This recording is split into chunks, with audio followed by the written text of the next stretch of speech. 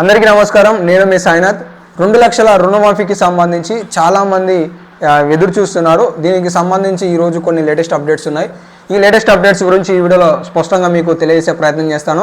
మీరందరూ వీడియోని చివరి వరకు చూడండి. మర్చిపోకుండా వీడియోని లైక్ చేసి సపోర్ట్ తెలియజేయండి. ఈ 2 లక్షల రుణమాఫీకి సంబంధించి ఫస్ట్ ప్రభుత్వం ఏం చెప్తున్నది ఉన్న సమాచారం మొత్తం విశ్లేషణతో చెప్పే ప్రయత్నం చేస్తాను. తర్వాత ఈరోజు కొన్ని న్యూస్ పేపర్స్లలో ఆర్టికల్స్ వచ్చాయి. ఈ ఆర్టికల్స్లలో ప్రధాన అంశం ఏంటి అంటే వెంటనే 2 లక్షల రుణమాఫీ చేయాలి అని చెప్పి సీఎం రేవంత్కి మా హరీష్ రావు ఒక లేఖ రాశారు అనేది ప్రధాన అంశంగా ఈరోజు 2 లక్షల రుణమాఫీకి సంబంధించి ఉన్నది. అయితే చాలామంది అన్న 2 లక్షల రుణమాఫీ ఎప్పుడు చేస్తారన్న, మాకు గోల్డ్ లోన్లు ఉన్నాయి అవి కూడా మాఫీ చేస్తారా అని వివిధ కామెంట్లలో అడుగుతున్నారు.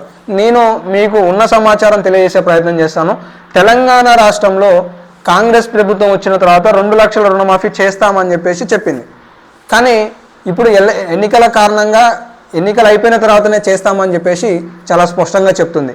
కాబట్టి దీనికి సంబంధించిన కొత్త మార్గదర్శకాలు విధి విధానాలపై ఆర్బీఐతో వాణిజ్య బ్యాంకులతో సంప్రదింపులు జరుపుతున్నాం.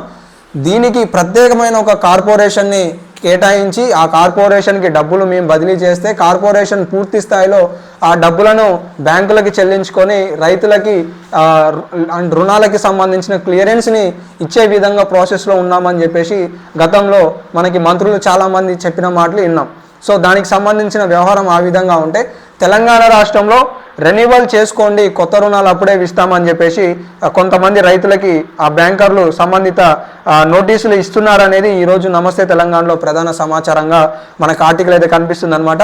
కాబట్టి 2 లక్షల రుణమాఫీ ఎన్నికల తర్వాతనే జరిగే అవకాశాలు ఉన్నాయి. రైతు బంధు ఇప్పటికే 5 ఎకరాల వరకు పూర్తి స్థాయిలో అయిపోయింది.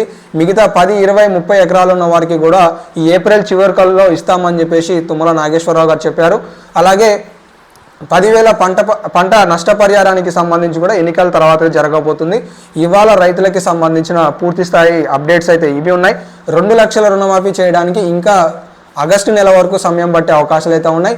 ఇక్కడ మేధావులకి కావచ్చు రైతులకి కావచ్చు ఒక విశ్లేషణాత్మకంగా ఒక చిన్న సజెషన్ ఏంటి అంటే ఏ ప్రభుత్వంలోనైనా ఒక వ్యవస్థపై ఒక శాఖపై ఒక కార్యక్రమం జరుగుతుంది అంటే రెండో కార్యక్రమాన్ని ఆ ప్రభుత్వం చేతులకు తీసుకోదు సహజంగా.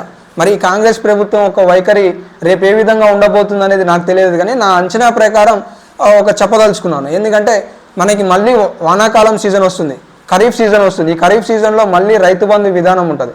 కాబట్టి రైతు బంధు ఇస్తున్నప్పుడు రుణమాఫీకి సంబంధించిన అప్డేట్ని ఏ ప్రభుత్వం కూడా లేవనెత్తదు. మరి కాంగ్రెస్ ప్రభుత్వం ఎత్తుతుందా అంటే నాకు నమ్మకం లేదు.